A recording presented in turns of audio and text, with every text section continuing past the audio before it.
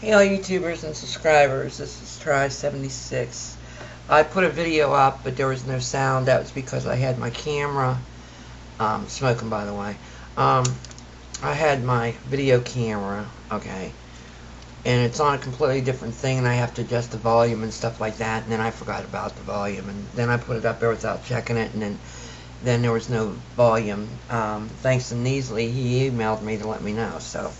Alright, here's the progress on Jim. The other morning, I took him in. We got back from Pittsburgh. What is today? Thursday. Tuesday. They took the catheter out.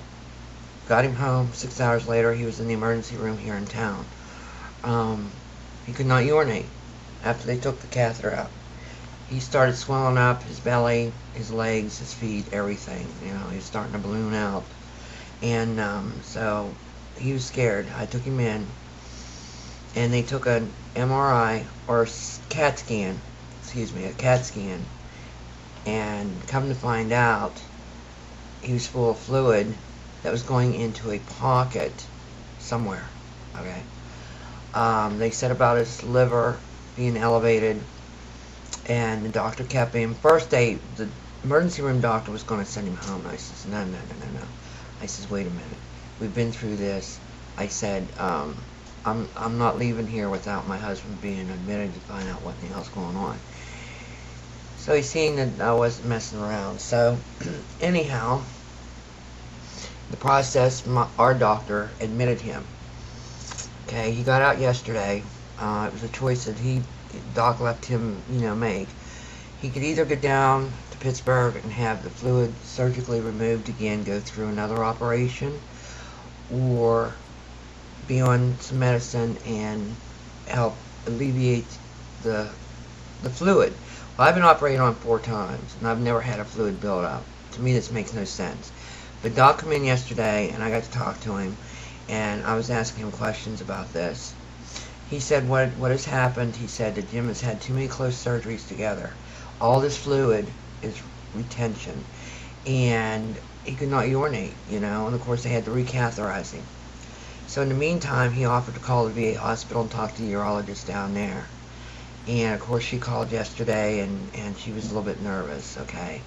And she wanted a copy of his CAT scan on the DVD, which we have. I looked at it, I can't make beans out of it. But anyway, which I think is very interesting anyway.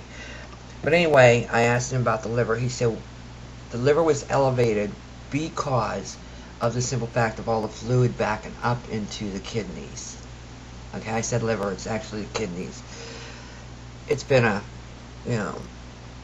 I did a stupid mistake, coming home from, on the Parkway, the Turnpike, and I've never done that before, but I think it's coming from being stressed out.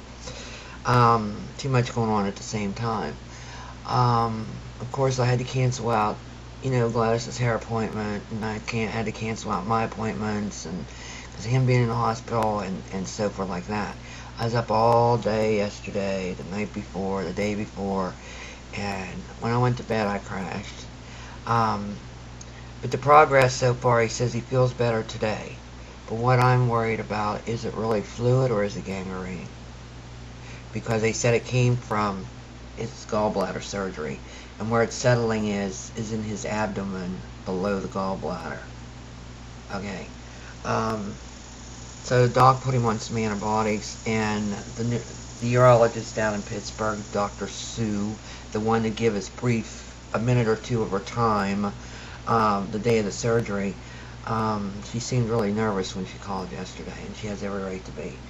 But yeah, I got him home Tuesday night, 8:25 in the evening. He was in the emergency room, and I was there until 3 o'clock in the morning. Okay. As you can tell, I'm tired. But so far, so good. Doc put him on the antibiotics, which, like I said, the urologist wasn't happy about for some reason.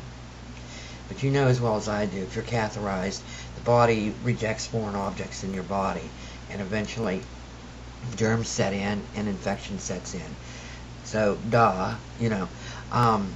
I'm really kind of irate about this because this doesn't seem quite fair. because nobody wants to take the time down there to. He had to prove that he could urinate down at the hospital, which he could not do, and they still sent him home. They should have had him wait around, to make sure he was doing what is the protocol, But the VA is kind of upset right now because of him ending up in the emergency room the same day that he was down there. So that's all I know for right now. I read the report off the scan, and it said about either the fluid was going in where his hernia is at, or it's going into the pocket of somewhere else. I don't know. But anyway, he's got the fluid down now because Doc said he was dehydrated too, and that could come from the weather, or that could come from him not feeling well and not eating right. Because I noticed the last 2 days he didn't want nothing to eat, But now he's built up his appetite, so I promised him a shrimp dinner tonight. So that's about it, the progress. But the kidneys are not damaged.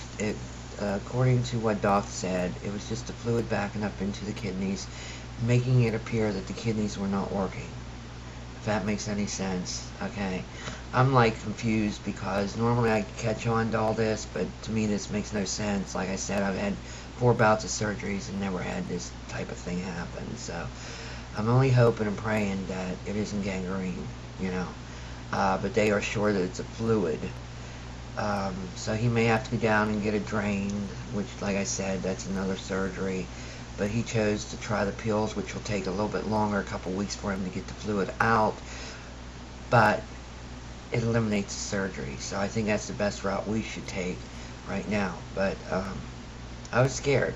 I was really worried because I was thinking dialysis, and Jim's been through that before with his first marriage, and and he was almost tearful when he said, well, if they put me on dialysis, you might as well put a gun to my head because I'm not going to be around, So, but that comes from being scared. So the guy's been through a lot. I mean, he's been through a lot. And another thing that Dr. Sue said, too, was that she didn't appreciate Doc giving him pain pills. Well, excuse me, it's not her abdomen that is cut open, and incision, and everything that's been going on and creating pain. So, to me, you put her in his shoes, then maybe she'd cry like a baby. Who knows? I mean, this guy broke his foot in 5 places, went to work, didn't know it was broken, worked on it for 5 days in 5 different places. So he has a high tolerance of pain. So, and how dare her, insinuate that he should cope it out. Okay. All right. I really think, too, that these doctors don't like the idea of bringing in a second opinion because their egos down there are so high. And if it wouldn't have been for Doc calling her, she would have never returned our phone calls. But he offered to do it. That's how good my doctor is. So, which I was glad because it got things moving a little bit faster. So they called today. He's got an appointment for Wednesday to get back down there again. And now I have to cancel out her hair appointment again. So, alright, well, this is Try76 signing off. Y'all take care of yourself. And I'll keep you posted. And I hope you watch my videos about the races on. Okay, I had Jim videotape, and he's not very good at it, so it took me 45 minutes to ram my batteries down to find good segments of the videos. But it showed the traffic was good Tuesday going down there, but they still have the jerks that drive, But I hope you enjoy them and find them humorous, and when I get around, I'm going to put some antidotes in them and everything. So this is Try76. Love all my subscribers. Freddy123, Mac01, FNS, Carol, Moose, Deb, David, all you guys. Okay, M Dragon, all you guys. Alright, love y'all.